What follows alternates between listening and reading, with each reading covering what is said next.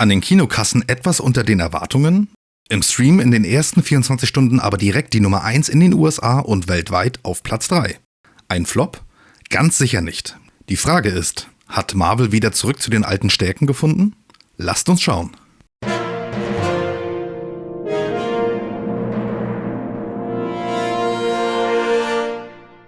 Und damit willkommen zurück bei eurem Binger. Heute geht es um Thunderbolts. Ich sag's gleich vorweg, für mich einer der stärksten MCU-Filme seit Endgame. Warum und wo es trotzdem etwas hakt, klären wir jetzt. Leichte Spoiler wird es heute geben, aber keine großen Twists.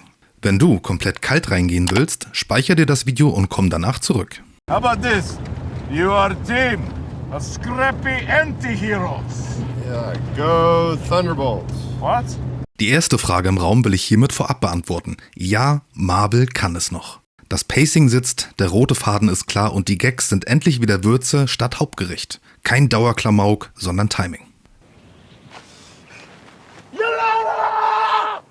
Florence Pugh ist wieder in Höchstform. Alles, was in Black Widow funktioniert hat, die Mischung aus Schlagfertigkeit und Verletzlichkeit, kommt in Thunderbolts erfolgreich zum Einsatz. David Harbour als Red Guardian macht einfach Laune. In genau den richtigen Momenten kippt er vom Clown zum Vater und gibt Yelena echte Wärme. Als Quintett wirken die Thunderbolts insgesamt erstaunlich stimmig. Man spürt Rollen und Reibungspunkte. Ghost und Bucky bleiben im Storytelling für meinen Geschmack etwas blass. Nicht wegen der Performances, eher weil der Fokus einen kleinen Bogen um sie macht. Gerade bei Bucky liegt so viel Potenzial auf der Straße. Hier hätte ich mir 1 oder 2 Szenen mehr gewünscht. Aber hey, das ist Meckern auf hohem Niveau. Da wir von insgesamt 7 Figuren sprechen, welche im Film untergebracht werden müssen. Mit Sentry bekommen wir eine sehr mächtige und interessante Figur ins MCU. Wer The Boys gesehen hat, denkt kurz an Homelander. Der Film steuert aber dagegen, indem er Sentrys innere Brüche betont.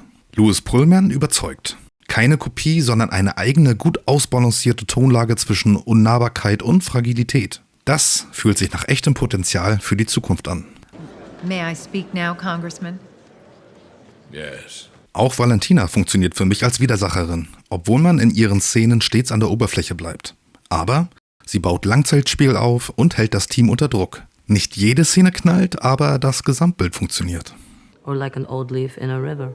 Which you think is better? Hey! You weren't listening to me. It's like your mind is somewhere else. Die Gags sitzen, dosiert und an den richtigen Stellen. Einziger Ausreißer für mich? Die Autoszene, in der Red Guardian direkt eine neue Gruppierung vorschlägt. Ja, passt zu seinem überschwänglichen Charakter, wirkt aber plump und etwas ideenarm. Danach fängt sich der Film aber wieder. Die gesamte Inszenierung? Klar lesbar und vor allem nicht überladen. Die Action hat zwar Gewicht, aber Figurenmomente bekommen Luft. Jede Figur weiß, warum sie da ist. Auch wenn nicht alle gleich viel Profil bekommen. What exactly are we looking for? Looking for not stupid questions, Bob. Wie schon erwähnt, Thunderbolts ist für mich einer der besten MCU-Einträge seit Endgame. Fokussiert, gut getaktet, humorvoll, ohne Klamauk, getragen von einem stimmigen Ensemble und mit Sentry eine neue, interessante sowie überzeugende Figur. Wenn Marvel hieraus mitnimmt, dass Qualität definitiv besser ist als Quantität, könnte das der Kurs sein, auf den viele gewartet haben. Jetzt seid ihr dran. Was haltet ihr von Thunderbolts? Sentry heißer Neuzugang oder zu overpowered? Hättet ihr euch auch mehr Tiefe für Bucky und Ghost gewünscht? Seht ihr es komplett anders als ich? Rein damit in die Kommentare. Von mir war's das für heute und wir sehen uns im nächsten Video.